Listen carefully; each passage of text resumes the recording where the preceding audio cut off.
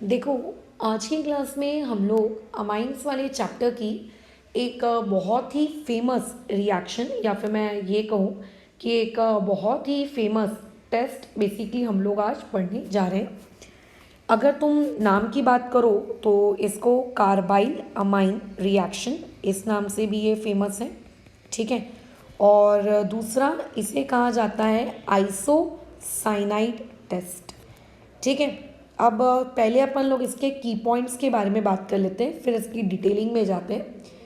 जैसा इसका नाम है उसी से थोड़ा बहुत ज्ञान हमें प्राप्त हो रहा होगा कि आइसोसाइनाइड टेस्ट का मतलब ये हुआ कि ये एक ऐसा रिएक्शन है जिससे आप ये आइडेंटिफाई कर सकते हो कि वहाँ पे जो प्रोडक्ट बन रहा है वो प्रोडक्ट आइसोसाइनाइड होगा, ठीक है। तो थोड़ा सा और इसके पे प्रकाश डालते हुए, इस पे रोशनी डालते हुए बात करते हैं। देखो, जो कार्बाइल अमाइन रिएक्शन होती है इनमें होता कैसा है कि अगर आपके पास एक 1 डिग्री अमाइन है और आप मान लेते हैं कुछ रिएजेंट्स डाल रहे हो, ऑब्वियस है कि रिएक्शन करवाने के लिए आपको कुछ ना कुछ रिएजेंट डालने पड़ेंगे, है ना। आपको कोई ना कोई कार्बाइल अमाइन का कुछ ना कुछ रिएजेंट डालना पड़ेगा।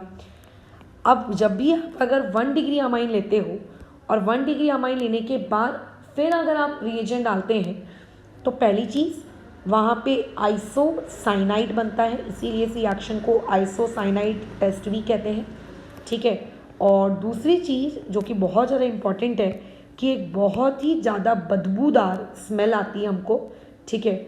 उसी फाउल स्मेल से हमको ये पता चलता है कि अच्छा आइसोसाइनाइड बन गया। लेकिन अगर मान लेते हैं आपके पास एक 2 डिग्री या फिर अगर आपके पास एक 3 डिग्री अमाइन होता और उस 2 डिग्री या 3 डिग्री अमाइन में अगर आपने मान के चलते हैं कोई रिएजेंट जो कि इस रिएक्शन के लिए चाहिए वो वाला रिएजेंट अगर आपने डाला होता तो यहाँ पर आइसोसाइनाइड नहीं बनता। अच्छा, मैंने यहाँ टेस्ट लिख दिया, यहाँ लिखना चाहिए था फॉर्म, यहाँ पे आइसोसाइनाइड फॉर्म नहीं होता। और अगर आइसोसाइनाइड फॉर्म नहीं हो रहा है ना, अगर आइसोसाइनाइड आपका फॉर्म नहीं हो रहा है तो आपको कोई बदबू भी नहीं आएगी, नो स्मेल। तो आप यहाँ पर पहचान ही नहीं पाओगे कि इस रिएक्शन में आइसोसाइनाइड बना कि नहीं बना।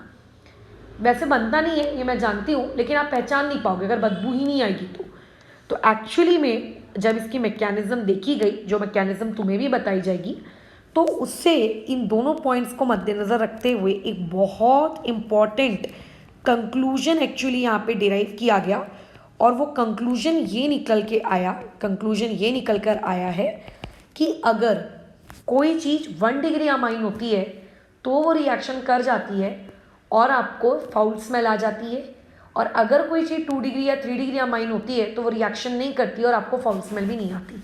यानी कि इस कंक्लूजन के वाया आप ये आइडेंटिफाई कर सकते हो कि आपको दिया हुआ अमाइन, ठीक है, 1 डिग्री अमाइन और 2 डिग्री एंड 3 डिग्री के बीच में आप डिस्टिंग्विश कर सकते हो, ठीक है। यू कैन डिस्टिंग्विश, ठीक है, distinguish between 1 degree amine and 2 degree and 3 degree, ठीक है, between 1 degree amine and 2/3 degree, इसके बीच में आप डिस्टिंग्विश कर सकते हो।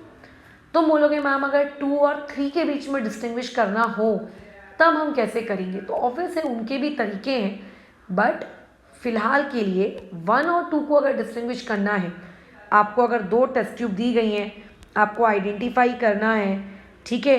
अच्छा, तो आप ये देख लेना बदबू कहाँ से आ रही है, ठीक है। जहाँ से आपको बदबू आ रही होगी आप ये चीज़ कंफर्म कर लेना कि ठीक है यार, यही वाली जो रिएक्शन है, ये इस रिएक्शन में ज़रूर मैंने जो टेस्ट ट्यूब यूज़ की है उस टेस्ट ट्यूब में क्या रहा होगा, आप लोगों का 1 डिग्री अमाइन रहा होगा। डन होगी ये वाली चीज़, ओके। अब बात है कि ये स्मेल आती क्यों है 1 डिग्री अमाइन में और बाकी 2 एंड 3 डिग्री में क्यों नहीं आती। तो इसके लिए जो सबसे महत्वपूर्ण चीज़ वो है इस पर्टिकुलर क्वेश्चन का रिएजेंट, ठीक है। इस क्वेश्चन के रिएजेंट के बारे में इससे पहले भी मैं आपको बता चुकी हूँ जब हम लोग बेसिक केमिस्ट्री पढ़े थे ना, जहाँ पे एलिमिनेशन चैप्टर का इंट्रोडक्शन था, बराबर, जहाँ पे एलिमिनेशन चैप्टर का इंट्रोडक्शन था ठीक है। अच्छा, और उसमें मैंने आपको E1 E2 alpha elimination, beta elimination, ये सारी चीज़ें तुमको बताई थी, है ना। तो ऐसे केस में वहीं पर तुम लोगों को एक अल्फ़ा एलिमिनेशन वाला टॉपिक सिखाया गया था। अर्लियर हम लोगों ने जब क्लास की थी in early classes, previous topic हम लोगों ने अल्फ़ा एलिमिनेशन वाला एक टॉपिक पढ़ा था, जो कि मैंने कहा था कि हमारे सिलेबस में नहीं है। हमारे सिलेबस में बीटा एलिमिनेशन है, उसी के हमने टाइप्स भी पढ़े थे। बट अल्फ़ा एलिमिनेशन की इम्पोर्टेंस जो मैंने उस वक्त तुम्हें बताई थी कि देखो यार, इसकी इतनी इम्पोर्टेंस है, इसकी उतनी इम्पोर्टेंस है, राइट।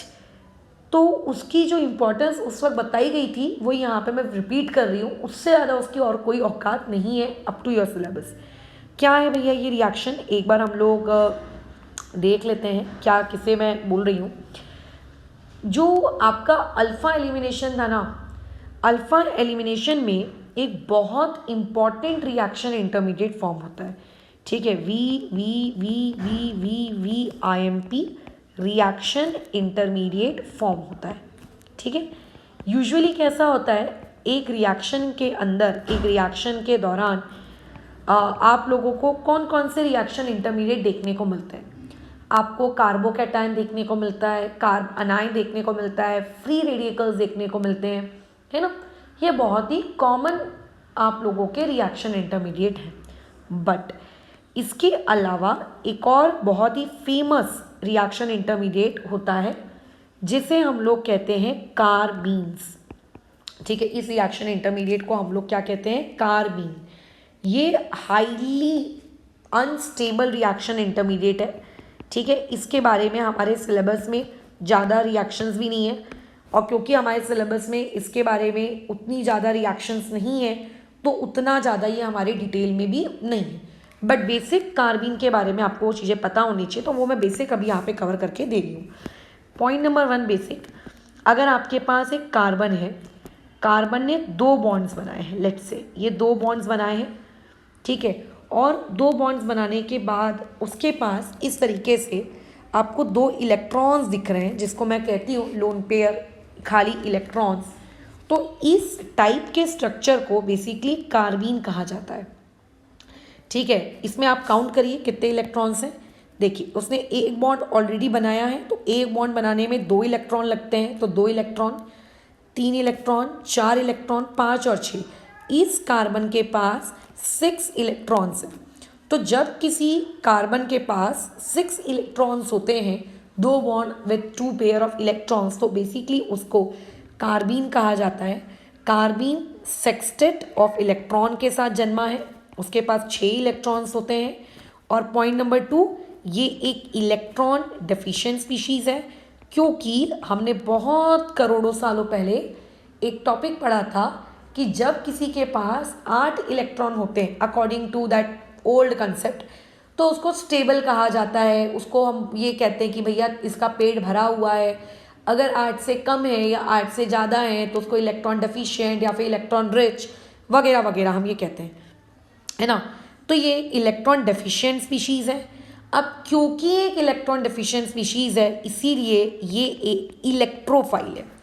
एक टेस्ट मैंने लिया था ऑफलाइन क्लासेस में, वहाँ पे मैंने कार्बीन एक कैसा रिएजेंट है, न्यूक्लियोफिलिक, इलेक्ट्रोफिलिक, ये चीज़ मैंने पूछी थी। तो मैक्सिमम लोग ऐसे थे जिन्होंने उसको न्यूक्लियोफिलिक पे मार्क कर दिया था। क्यों? उन्हें लगा क्योंकि लोन पेयर है, इसीलिए वो एक न्यूक्लियोफाइल, उन्होंने उसको मार्क कर दिया। जब आपको न्यूक्लियोफाइल वाला टॉपिक पढ़ाया गया था ना, तो उस वक्त ये चीज़ आपको बताई गई थी कि कोई भी चीज़ एज अ न्यूक्लियोफाइल तभी बिहेव करती है जब उसके 8 इलेक्ट्रॉन्स कंप्लीट हो और फिर उसके पास देने के लिए कुछ अलग एक्स्ट्रा हो, तो ठीक है, उसका ऑक्टेट कंप्लीट होना चाहिए, बेसिकली ऑक्टेट कंप्लीट होना चाहिए। तो यहाँ तो इसका ऑक्टेट ही कंप्लीट नहीं है, तो ये इलेक्ट्रॉन डेफिशिएंट है, तो ये बेसिकली एक इलेक्ट्रोफाइल है, ठीक है।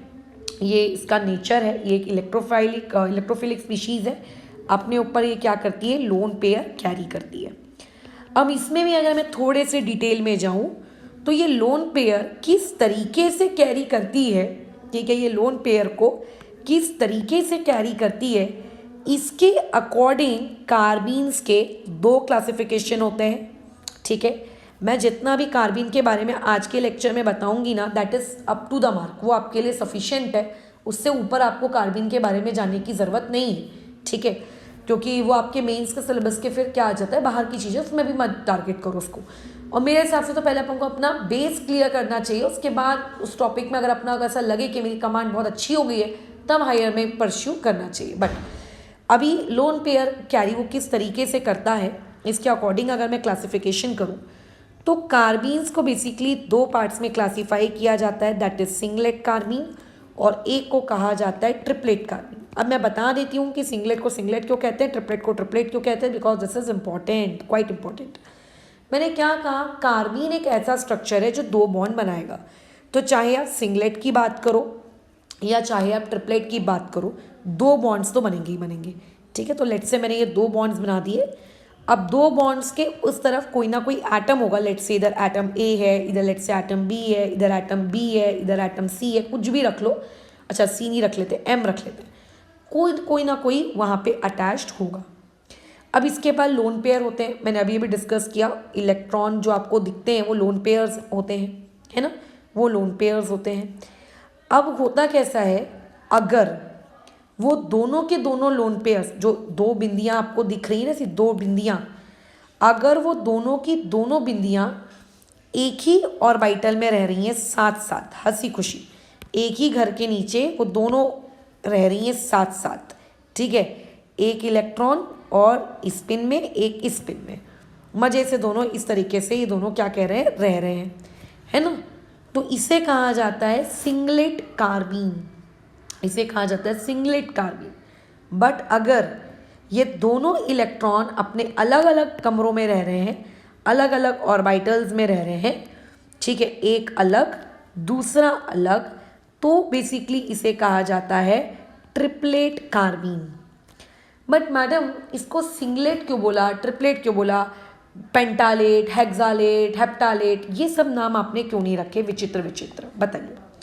तो जब आप हायर क्लासेस में जाएंगे, आप मल्टीप्लिसिटी का एक फॉर्मूला पढ़ेंगे। फ़िलहाल उस फॉर्मूले में मैं आपके ज़्यादा दिमाग नहीं खर्च कर रही हूँ, वो फॉर्मूले पे फ़िलहाल अभी हम लोग यहाँ पे फोकस करते हैं, उस फॉर्मूले पे आते हैं। एक मल्टीप्लिसिटी निकालने का एक फॉर्मूला होता है, वो फॉर्मूला कहाँ से आया, क्या डिराइव हुआ, वो आपके सिलेबस का पार्ट नहीं है फ़िलहाल। दैट इज़ 2s+1, जहाँ पे इस s का मतलब होता है नेट स्पिन। अब देखो ये सारी बेसिक बातचीत की जा रही है, बेसिक केमिस्ट्री की बातचीत, जो कि क्लास 11th में periodicity, atomic structure, chemical bonding, मोल कंसेप्ट उस ज़माने में अपन ने की थी। तो जो नेट स्पिन आपको कैलकुलेट करनी है। अब यहाँ पे दोनों इलेक्ट्रॉन एक साथ रह रहे हैं, ठीक है, स्पिन क्वांटम नंबर हमने पीरियोडिसिटी में पढ़ा है, दोनों इलेक्ट्रॉन्स एक साथ रह रहे हैं। तो एक इलेक्ट्रॉन की स्पिन अगर +½ होगी तो दूसरे इलेक्ट्रॉन की स्पिन +½ नहीं हो सकती, स्पिन मस्ट बी अपोजिट, अगर वो एक साथ रह रहे हैं तो इसकी होगी -½ तो ऐसे में इस पर्टिकुलर केस में जो आपका S नेट निकल कर आ रहा है, एक इलेक्ट्रॉन की वजह से +½ दूसरे इलेक्ट्रॉन की वजह से -½ तो नेट निकल के आया 0। तो इस फॉर्मूले में जब मैं S की जगह 0 पुट करूँगी तो मेरे पास जो फाइनल आंसर आएगा दैट इज़ 1। सो देयरफॉर उस पर्टिकुलर कार्बीन का नाम रखा गया व्हाट, आपका सिंगलेट कार्बीन, ठीक है। Plus and minus are just the symbols, that is anti clockwise and clockwise. आप इस तरीके से समझिए, मैं अभी जहाँ भी बैठी हूँ 10 कदम मैं वहाँ से आगे गई, तुम कहोगे +10, और मान लो 10 कदम मैं वहाँ पीछे आ गई वहीं से, तो क्या होगा, जितना आगे गई उतने पीछे आ गई, सो नेट क्या रहा, 0 रहा ना नेट, राइट। तो अगर वो दोनों साथ में रहते हैं तो एक पॉसिबिलिटी क्या होती है कि वो दोनों अलग अलग रह रहे हों। अगर अलग अलग रह रहे हैं तो इसका स्पिन कितना होगा, +½ और दूसरे वाले का स्पिन भी कितना होगा, +½ अब कई ऐसे जिज्ञासु प्राणी होते हैं, मैडम माइनस नहीं हो सकता क्या, ले लो भाई। मैंने पहले भी जब ये पीरियोडिसिटी चैप्टर पढ़ाया था तो मैंने बताया था कि जो टोटल 4 क्वांटम नंबर्स होते हैं N, L, M और ये आपका S, इसमें जो ये S क्वांटम नंबर है इसका कोई फिजिकल सिग्निफिकेंस नहीं है, ठीक है, बस प्लस माइनस का कोई फिजिकल सिग्निफिकेंस नहीं है। आप ले लो, नीचे वाले को भी माइनस ले लो, वो दूसरे वाले को भी माइनस ले लो, ठीक है। फिर तुम बोलोगे मैडम फिर तो आंसर -3 आना चाहिए, तो minus sign is just giving its direction. जैसे कभी किसी चीज़ के निगेटिव थीटा का कोई मतलब होता है क्या मैथ्स में? नहीं, निगेटिव थीटा इंडिकेट्स कि वो चीज़ क्लॉकवाइज है कि वो एंटी क्लॉकवाइज है, जस्ट दैट ओनली, उतना ही बस, है ना। तो ऐसे केस में आप ले लो माइनस माइनस ले लो। अच्छा, अब इसमें कई महानुभाव ऐसे भी होंगे मैडम, एक को प्लस लेते हैं दूसरे को माइनस ले लेते हैं। तो नहीं यार, केमिस्ट्री के कुछ बेसिक नियम है कि अगर आप शुरू करो तो पूरा प्लस प्लस प्लस से फिल होगा या तो पूरा माइनस माइनस से फिल होगा। उसके बाद जब पूरा फिल हो जाएगा तब हम उसको अपोजिट डायरेक्शन में वापस फिल करना शुरू करेंगे। ठीक है, तो अभी अगर मैं यहाँ पे एस नेट कैलकुलेट करने की बात करूँ तो 1/2 + 1/2 दैट इज इक्वल टू 1। तो अगर मैं ये चीज़ फॉर्मूले में पुट करूँ तो फॉर्मूला है 2 टाइम्स ऑफ s + 1 और मेरा s निकल कर आया है 1 और इसको सॉल्व करूँ तो ये 3 आता है। So therefore it's name is what? Triplet. तो कई बार पूछा जाता है कि सिंगलेट कार्बीन और ट्रिपलेट कार्बीन में क्या अंतर है, तो आपको पता होना चाहिए। हाँ, हाइब्रिडाइजेशन दोनों की सेम रहेगी, इसकी भी हाइब्रिडाइजेशन sp2 रहेगी, इसकी हाइब्रिडाइजेशन भी sp2 रहेगी। अब कई ऐसी आत्माएं हैं जिन्हें अभी ये लग रहा है कि मैडम आप ये कहाँ कार्बिन वार्बिन पढ़ाने लगे, आपको तो अभी कार्बाइल अमाइन पढ़ाना था। तो देखो, इस कार्बाइल अमाइन की रिएक्शन में जिस रिएजेंट को हम लेते हैं ना, वो रिएजेंट बेसिकली कार्बीन प्रोड्यूस करता है। इसीलिए मैं तुम्हें थोड़ा सा कार्बीन का क्या कर रही हूँ, पीछे का इतिहास बता रही हूँ, ताकि अगर तुम कार्बीन वर्ड सुन रहे हो तो तुम्हें थोड़ा कार्बीन के बारे में पता होना चाहिए, है ना, आपको आइडिया होना चाहिए, राइट। बहुत ही ज़्यादा अनस्टेबल रिएक्शन इंटरमीडिएट है ये, बहुत ही ज़्यादा अनस्टेबल रिएक्शन इंटरमीडिएट। ठीक है, अच्छा ठीक है ना, ओके, समझ में आ गया हमको। ठीक है, और मैं बता दूं, जो आपका ट्रिपलेट कार्बीन होता है, ये ट्रिपलेट कार्बीन तब बनता है जब किसी चीज़ का होमोलिटिक फिशन किया जाए। अब मैं बता देती हूँ, कई ऐसे प्राणी होंगे जिनको यही नहीं समझा होगा कि मैडम होमोलिटिक मतलब क्या, तो वो पुरानी चीज़ें भूल चुके हैं, इसीलिए उनको नहीं पता है। होमोलिटिक फिशन की वजह से आपको ट्रिपलेट कार्बीन जैसी चीज़ें पैदा होती हुई दिखेंगी। और अगर फिजन, अगर बॉन्ड की तोड़ा ताड़ी हेट्रोलिटिकली की गई है, तो हेट्रोलिटिक फिजन में आप लोगों को जो चीज़ पैदा होती हुई दिखेगी, दैट विल बी आप लोगों का विच कार्बीन, दैट विल बी आप लोगों का सिंगलेट कार्बीन। ठीक है, वो आप लोगों का रहेगा सिंगलेट कार्बीन। उसमें भी मैं बता दूं, पेपर में सोचो क्वेश्चन किस तरीके के पूछे जाते हैं। अगर JEE मेंस का पेपर होगा, पता है क्वेश्चन पेपर में कैसा पूछा जाएगा, we have a singlet carbene, बताइए उसमें लोन पेयर कितने हैं। तो हम में से मैक्सिमम लोग जिनको सिर्फ इतना पता है कि कार्बीन म्हणजे 2 बॉन्ड और 2 इलेक्ट्रॉन, तो वो 2 लेंगे, अच्छा 2 इलेक्ट्रॉन है, चलो एक लोन पेयर होगा। क्योंकि हमने तो अभी तक की केमिस्ट्री ऐसी ही पढ़ते आए हैं ना हम लोग 11th तक, बिना ऑर्बिटल्स के थ्रू, क्योंकि उतना ऑर्बिटल्स का गेम हमारे सिलेबस में कभी चलता नहीं है कि ना, उतना डिटेल तो हम जाते नहीं कि हर चीज़ को रिएक्शन करने से पहले हम उसके ऑर्बिटल्स ड्रॉ कर रहे हैं, वो तो हम कभी करते नहीं है। तो हमारा दिमाग चलता है कि 2 इलेक्ट्रॉन म्हणजे एक लोन पेयर, तो हमें लगता है चाहे सिंगलेट कार्बीन हो या चाहे ट्रिपलेट कार्बीन हो, लोन पेयर तो एक ही होगा। बट नहीं, अगर वो दोनों इलेक्ट्रॉन साथ में रह रहे हैं तो वो लोन, तब वो पेयर में काउंट होगा। जैसे कि एक चप्पल है तुम्हारे पास, लेट्स से सैंडल है हील वाली, और एक है तुम्हारे पास फ्लिप फ्लॉप, क्या वो दोनों को तुम पेयर बोलोगे क्या? Obviously not, they are not pairs. वो है भले ही 2 बट दे आर डिफरेंट, उनका पेयर नहीं है ना। फिर तो ऐसे केस में अगर आप बात करते हो सिंगलेट कार्बीन की, तो क्योंकि वो दोनों इलेक्ट्रॉन एक साथ रह रहे हैं, तो therefore it will be counted as 1 lone pair, कि हाँ वहाँ पे एक लोन पेयर है। और ट्रिपलेट कार्बीन में क्योंकि वो दोनों अलग अलग रह रहे हैं, तो इसीलिए वो कहलाएगा आप लोगों का क्या, वो कहलाएगा 0 लोन पेयर। अच्छा, मैंने एक चीज़ गलत बोल दी, सॉरी, इसकी हाइब्रिडाइजेशन होगी sp, ठीक है, नॉट sp2, क्योंकि आप लोन पेयर काउंट करते हो ना हाइब्रिडाइजेशन में, लोन पेयर तो है ही नहीं, तो काउंट क्या करोगे। अब क्योंकि पहला वाला जो है ट्रिपलेट कार्बीन, उसमें हाइब्रिडाइजेशन sp हो गई है, तो उसका जो बॉन्ड एंगल है, अगर मैं बॉन्ड एंगल के बारे में बात करूं तो वो नियर अबाउट sp हाइब्रिडाइजेशन में 180 डिग्री का बॉन्ड एंगल होता है। बट आपको एग्जैक्ट डिग्री याद करने की ज़रूरत नहीं है, बट सिंगलेट कार्बीन के अपेक्षा ट्रिपलेट में क्योंकि हाइब्रिडाइजेशन 180 है, तो एक्चुअली जब इसका देखा गया तो 136 डिग्री निकला। क्यों निकला वो आपको नहीं जानना है, बट 136 निकला। sp2 हाइब्रिडाइजेशन में अप्रॉक्सीमेटली एक्सपेक्ट किया जाता है 120 डिग्री का बॉन्ड एंगल, ठीक है, बट एक्चुअली जब देखा गया तो आप लोगों के सिंगलेट कार्बीन में बॉन्ड एंगल पाया गया 108 डिग्री के आसपास का। ठीक है, ये सारी बातचीत थी, खैर क्लियर है। अच्छा ठीक है, आपका जो सिंगलेट कार्बीन है, ये सिंगलेट कार्बीन जो रहता है जिसमें वो दोनों के दोनों इलेक्ट्रॉन्स एक साथ रह रहे हैं, वो क्या कर सकता है, अपने उन दोनों इलेक्ट्रॉन्स के थ्रू, वो अपने दोनों इलेक्ट्रॉन्स के थ्रू बॉन्ड बना सकता है।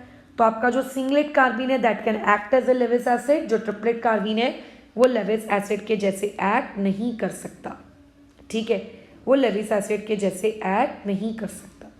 स्टेबिलिटी के बारे में अगर मैं बात करूं, स्टेबिलिटी के बारे में अगर बात करूं तो स्टेबिलिटी के लिए तो देखो थर्मोडायनेमिक का डेटा लगता है कि इसकी स्टेबिलिटी कम क्यों, उसकी स्टेबिलिटी ज़्यादा क्यों, बट स्टेबिलिटी वाइज आप लोगों का जो ट्रिपलेट है ये ज़्यादा स्टेबल रहता है और ये आप लोगों का कम स्टेबल रहता है। ठीक है, ये इस तरीके से। अच्छा खैर, उसके अलावा एक और मैं पॉइंट बताती हूँ। जैसे मैंने क्या कहा कि कार्बीन में आप बॉन्ड्स बनाते हो, ए बॉन्ड बनाया आपने, बी बॉन्ड बनाया। अगर ये ए और बी क्या कहूँ मैं, स्मॉल साइज के हैं, ठीक है, अगर ये दोनों स्मॉल साइज के हैं जैसे कि नाइट्रोजन, ऑक्सीजन, फ्लोरीन, ऐसे वाले, रुको एक मिनट। अगर ये लोग स्मॉल साइज के हैं तो ऐसे केस में जो स्टेबिलिटी है वो स्टेबिलिटी बढ़ेगी। ठीक है, अगर इनका साइज बढ़ गया तो स्टेबिलिटी घटेगी, ऑब्वियस है। इसका रीज़न अगेन पीरियोडिसिटी वाले टॉपिक में लाई करता है कि एक अगर बहुत ज़्यादा बड़ा हो जाता है और अगर एक बहुत ज़्यादा छोटा हो जाता है तो उनके बीच की जो ओवरलैपिंग है वो उतने इफेक्टिव तरीके से नहीं हो पाती। खैर, अभी हम इस सारे डिस्कशन को यहाँ पे रोकते हैं क्योंकि अभी हम लोगों को कार्बीन में क्या कहते हैं उसको, पीएचडी नहीं करनी है। हमारा जो मेन टॉपिक था that was carbylamine test, उस पर आते हैं। तो कार्बाइल अमाइन में जो हम लोग रिएजेंट एक्चुअली यहाँ पे हमने जो यूज़ किया, दैट रिएजेंट इज बेसिकली आप लोगों का CHCl3। अब CaCl3 देख के तो तुम्हें पहचान में आ गया होगा कौन है ये। This is the most famous one, that is chloroform. ये है क्लोरोफॉर्म। प्लस इस क्लोरोफॉर्म में हम लोगों ने क्या ऐड किया, KOH। इन दोनों का जो मिक्सचर है ये रिएजेंट है इस रिएक्शन का। ठीक है, मैं बता दूं ये पर्टिकुलर चीज़ इस रिएक्शन का क्या है, रिएजेंट है। और ये वाला जो है ना क्लोरोफॉर्म प्लस KOH जो इस पर्टिकुलर रिएक्शन का रिएजेंट है, ये दोनों मिलकर एक्चुअली बनाते हैं कार्बीन। तो आपकी जो कार्बाइल अमाइन रिएक्शन है, इस कार्बाइल अमाइन रिएक्शन में जो रिएजेंट है उनकी वजह से कार्बीन बनता है। तो कार्बीन एक्चुअली इस पर्टिकुलर रिएक्शन का क्या हुआ, रिएक्शन इंटरमीडिएट हुआ। ये क्या हुआ, इस पर्टिकुलर रिएक्शन का इंटरमीडिएट। ठीक है, ठीक है, ये क्या है आपका रिएक्शन का इंटरमीडिएट हुआ, ये इसका इंटरमीडिएट हुआ। समझ में आ रही बात, ये इंटरमीडिएट है इस रिएक्शन का। कल को हो सकता है 1 मार्क के लिए MCQ या किसी भी चीज़ के लिए MCQ आ जाए कि बताओ इसका रिएक्शन इंटरमीडिएट क्या है। अब हम मुद्दे पे आते हैं कि मैडम आखिर यहाँ पे आप एक बात बताइए कि क्यों 1 डिग्री अमाइन ये रिएक्शन को देता है और बाकी लोग इस रिएक्शन को नहीं देते। ठीक है, तो अपन अब उस मुद्दे पे आ जाते हैं कि आखिर इस रिएक्शन की मैकेनिज्म क्या है। तो अगर मैं इसके मैकेनिज्म के बारे में बात करूँ तो मैकेनिज्म कुछ इस प्रकार से है इसकी। क्लोरोफॉर्म के पास है 3 कार्बन। देखो, इलेक्ट्रोनेगेटिव एलिमेंट्स की अगर बात करें तो फॉन जिंदाबाद, फ्लोरीन, ऑक्सीजन, ठीक है, और आप लोगों का नाइट्रोजन बराबर। क्लोरीन को नहीं गिना जाता, बट क्योंकि 3 क्लोरीन एक साथ है तो इस वजह से ये जो हाइड्रोजन है, ये पर्टिकुलर हाइड्रोजन एसिडिक हाइड्रोजन के जैसे बिहेव करेगा। अगर 1 क्लोरीन होता तो नहीं करता, 3 क्लोरीन है इसीलिए करेगा। अब आपने डाला है इसमें KOH। अब मैं कितनी बार ये चीज़ बता चुकी हूँ, जो OH होता है वो एज अ न्यूक्लियोफाइल भी बिहेव कर सकता है और वो एज अ बेस भी। अगर उसको एसिडिक हाइड्रोजन मिला तो वो एज अ बेस बिहेव करेगा, और जो कि यहाँ पे एसिडिक हाइड्रोजन है तो इसीलिए ये एज अ बेस ही बिहेव करने वाला है। और बेस का काम होता है H प्लस को जाकर खींच कर लेकर आना, और H ने जिसके साथ बॉन्ड बनाए हैं उस बॉन्ड को तोड़कर उसके इलेक्ट्रॉन बाजू वाले को दे देने का। ये OH नेगेटिव का काम है। तो इससे क्या होगा, जो आपका कार्बन है बेचारा, उसके 3 बॉन्ड आपके क्लोरीन के साथ इस तरीके से दिखेंगे और दोनों इलेक्ट्रॉन उस पर आ गए, इस वजह से उस पर निगेटिव चार्ज आ जाएगा। क्योंकि कार्बन की टेंडेंसी इलेक्ट्रॉन रखने की नहीं होती, कार्बन की टेंडेंसी 4 बॉन्ड बनाने की होती है। फिलहाल अभी इस पर इलेक्ट्रॉन आ गए इसलिए निगेटिव चार्ज, और H चला गया OH के साथ, वो उसकी टेंशन आप छोड़ दो, उससे हमें कोई मतलब नहीं है। अब ये बेचारा बड़ा ही अनस्टेबल, इसको बड़ी ही मतलब बेचैनी हो ही जाए, अरे यार ये मेरे पे निगेटिव चार्ज आ गया, अरे यार ये मेरे पे निगेटिव चार्ज आ गया।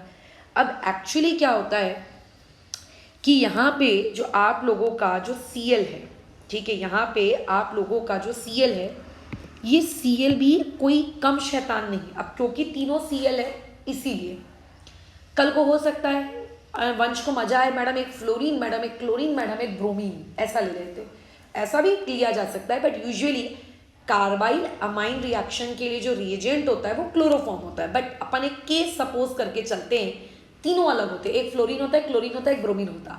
फिर तो सबसे आसानी से कौन टूटेगा, मैंने अभी भी कहा, जिसका साइज जितना ज़्यादा होता है बॉन्ड उतना ही कमज़ोर होता है। तो सबसे बड़ा साइज किसका होता है, ब्रोमीन का, तो ब्रोमीन सबसे पहले टूटेगा, है ना।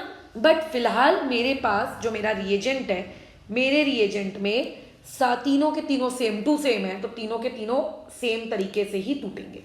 लेट्स से अब होगा क्या, ये जो क्लोरीन है, ये क्लोरीन टूट जाता है, बताओ क्यों टूटता है, आप उस पर दिमाग मत खर्च करिएगा। ये दोनों इलेक्ट्रॉन ले लेता है अपने ऊपर और बोलता है इस कार्बन के साथ नहीं रहूंगा मैं, और ये दोनों इलेक्ट्रॉन लेकर चला जाता है K के पास कि चल K, तू और मैं मिलकर क्या बना लेंगे, KCl बना लेंगे। अब जो बेचारा कार्बन है वो बड़ा ही दुखी, क्यों दुखी है, क्योंकि अब उसके पास ये जो बॉन्ड था उसका, ये बॉन्ड अब नहीं रहा, है ना, ये बॉन्ड उसका नहीं रहा, क्योंकि ये दोनों इलेक्ट्रॉन तो ये क्लोरीन ले गया और बाहर KCl बना गया। तो अब वो जो कार्बन आप लोगों को मिला, वो कार्बन बेचारा 2 क्लोरीन के साथ जिंदा है, और इस तरीके से, और इसी को हम लोग क्या कहते हैं, कार्बीन कहते हैं। और अब ये जो महान कार्बीन आपको मिला है, ये महान कार्बीन अमाइंस को नहीं छोड़ता। ये जो महान कार्बीन आपको मिला है ना, इस केस में ये अमाइंस को नहीं छोड़ता, ये बेचैन है। मैंने पहले ही बताया, हाईली रिएक्टिव स्पीशीज है, बहुत तड़प रहा है, ये रिएक्ट करने के लिए तड़प रहा है कि मेरे को रिएक्शन करनी है, मेरे को रिएक्शन करनी है, मेरे को रिएक्शन करनी है। तो ये अमाइंस पे धावा बोल देता है, अटैक, आक्रमण।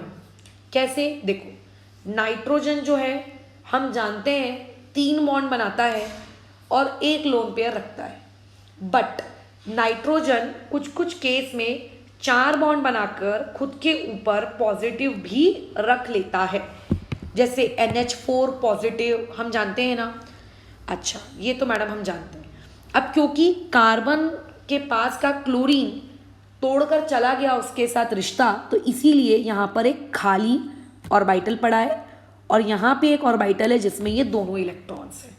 ऐसा केस यहाँ पर हुआ है, यानी कि ये जो मैं केस डिस्कस कर रही हूँ, ये सिंगलेट कार्बीन बना। इस रिएक्शन में कौन सा कार्बीन बना, सिंगलेट, क्योंकि दोनों इलेक्ट्रॉन एक साथ हैं, है ना। ओके, तो अब क्या हुआ, ये जो इसके पास एक ये वाला भी ऑर्बिटल है जिसमें ये इलेक्ट्रॉन्स रह रहे हैं, और उसके पास एक खाली ऑर्बिटल भी है जो क्लोरीन के छोड़ के चले जाने की वजह से क्रिएट हुआ। तो ये जो नाइट्रोजन दोनों लोन पेयर्स के साथ राशन पानी लेकर चला जाता है यहाँ कि चल अपन बॉन्ड बनाएंगे भाई, और कार्बन के पास ये 2 क्लोरीन के बॉन्ड तो पहले से ही थे। अब साथ ही साथ में इधर कार्बन का एक बॉन्ड बन जाता है नाइट्रोजन के साथ, ठीक है। नाइट्रोजन का एक बॉन्ड R के साथ तो पहले ही था, और ये जो बेचारा खाली डब्बा है जहाँ पे ये 2 इलेक्ट्रॉन्स हैं जिसकी वजह से नेगेटिव चार्ज बना हुआ है, ये वैसे का वैसी। अब जैसा कि हम जानते हैं नाइट्रोजन ने इस प्रोसेस के दौरान अपना लोन पेयर यूज कर लिया, और नाइट्रोजन कभी भी 4 बॉन्ड नहीं बनाता बट बना लिया, तो इसकी वजह से इस पे आ जाएगा पॉजिटिव। अब नाइट्रोजन में भी बेचैनी, अरे यार ये काम करने से तो मेरे पे पॉजिटिव चार्ज आ गया, ये काम करने से तो मेरे पे पॉजिटिव चार्ज आ गया, सब बेचैन, चिड़। अब एक्चुअली यहाँ पर होती है एलिमिनेशन रिएक्शन। यहाँ पे कौन सी रिएक्शन होती है? Elimination reaction. हम लोग अच्छे से जानते हैं कि अगर KOH का इस्तेमाल किया जाए, ठीक है, अल्कोहलिक, तो वो एलिमिनेशन रिएक्शन करता है। मतलब एक कार्बन से कुछ निकालना, दूसरे वाले कार्बन या किसी और एटम से कुछ निकालना और डबल बॉन्ड क्रिएट करना, राइट? यहाँ होती है एलिमिनेशन। तो अभी एक एलिमिनेशन मैं तुमको कैसे समझाऊं? तो इसको समझाने के लिए इन हाइड्रोजन्स को मैं ऐसे ड्रॉ कर लेती हूँ। तो देखो एलिमिनेशंस कैसे होती है, यहाँ से क्लोरीन हटाया जाता है और यहाँ से एक हाइड्रोजन हटाया जाता है, दोनों बाहर आ गए HCl के फॉर्म में, ठीक है, आप इग्नोर करें। बट जब ये दोनों हटते हैं तो उनकी वजह से जिन एटम से वो हट रहे हैं, कहाँ से हट रहे हैं? कार्बन से हट रहे हैं, और ये कहाँ से हट रहा है? नाइट्रोजन से हट रहा है। तो उन दोनों एटम्स के बीच में बेसिकली वहाँ क्रिएट हो जाता है एक बॉन्ड। एक बॉन्ड तो पहले से था ही था, नो डाउट, बट उन दोनों के हटने की वजह से एक बॉन्ड और क्रिएट हो गया। इसी को तो एलिमिनेशन कहते हैं। सिमिलरली ऐसा ही एक और एलिमिनेशन यहाँ भी होता है। ये क्लोरीन जाता है, इस हाइड्रोजन को लेकर जाता है, और अगेन उन दोनों के हटने की वजह से एक और बॉन्ड क्रिएट होता है, और नाइट्रोजन के ऊपर का पॉजिटिव वैसे का वैसे ही, और नाइट्रोजन जिस R से कनेक्टेड है वो R भी वैसे का वैसे ही, और जो कार्बन है, कार्बन के ऊपर ये लोन पेयर और वो निगेटिव चार्ज, वो भी वैसे का वैसे ही। तो ये पर्टिकुलर प्रोडक्ट बना, वो लोग जो जिनको वहाँ निकलना था वो निकल गए। और हम जानते हैं जब किसी भी चेन से CN जुड़ा हो तो उसको साइनाइड कहा जाता है, अगर किसी चेन से NC जुड़ा हो तो उसको आइसोसाइनाइड कहा जाता है। तो ये जो आपको बना, दिस इज बेसिकली आइसोसाइनाइड। और आपको जो बदबू स्मेल आती है आइसोसाइनाइड, इसकी आती है बदबूदार स्मेल, ठीक है, इसकी आती है बदबूदार स्मेल, समझ रहे हो, इसकी बदबूदार स्मेल होती है। अच्छा ठीक है, अब बात आती है 2 डिग्री अमाइन की और 3 डिग्री अमाइन की। तो तुम ये एक बात बताओ, ये ट्रिपल बॉन्ड क्यों बना? ठीक है, जो ये वर्ड है ट्रिपल बॉन्ड, ये ट्रिपल बॉन्ड क्यों बना? ट्रिपल बॉन्ड बना क्योंकि बिकॉज 2 बार एलिमिनेशन हुई, 2 बार H, ठीक है, एंड Cl 2 बार निकला। अगर मैं ठीक है 2 डिग्री अमाइन लेती हूँ तो 2 डिग्री अमाइन के पास सिर्फ एक H होता है। तो उसके पास अगर एक H होता है तो सिर्फ एक ही एलिमिनेशन होगी, और एक एलिमिनेशन से डबल बॉन्ड बनेगा, है ना, और डबल बॉन्ड आइसोसाइनाइड नहीं होता, ठीक है। ट्रिपल बॉन्ड अगर बने तो आइसोसाइनाइड होगा ना, तो अगर आइसोसाइनाइड ही नहीं बन रहा है तो बदबू किस बात की? और अगर बदबू नहीं है तो मतलब समझ जाओ कि या तो वो 2 डिग्री रहा होगा या तो वो 3 डिग्री रहा होगा।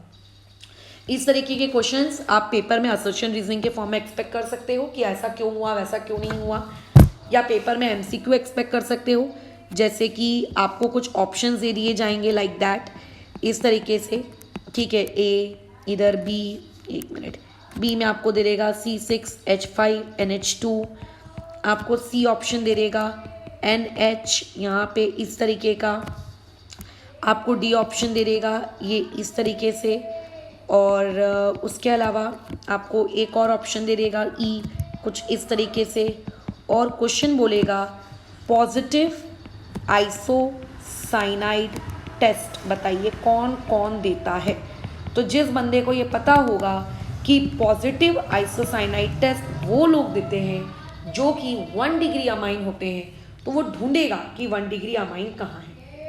1 डिग्री अमाइन ढूंढने का मैंने 10 तरीका आपको बताया है। 2 हाइड्रोजन्स, तो ढूंढेगा 2 हाइड्रोजन कहाँ है, इसमें है ये देगा पॉजिटिव, वो देखेगा इसमें है ये देगा पॉजिटिव, ये इस तरीके से वो मार्किंग अपनी मस्त कर देगा। ये एक ही हाइड्रोजन है, ये नहीं देगा। अच्छा, अब ये भी नहीं देगा। अब दिक्कत ये आएगी सबसे बड़ी, ये इसको देखकर लोगों में होगी कंफ्यूजन, ठीक है, उनको ये लगेगा कि अरे वाह यहाँ पे 2 हाइड्रोजन है ना, तो ये तो देगा ही देगा। तो बिल्कुल ये देगा, लेकिन मैं बता दूं ये C6 मतलब हेक्सेन नहीं है, यहाँ पे ये 6 कार्बन C6H5 वाला है, यानी कि एनिलीन है। खैर, तो यहाँ पे हमारी कार्बाइल अमाइन रिएक्शन का डिस्कशन खत्म होता है।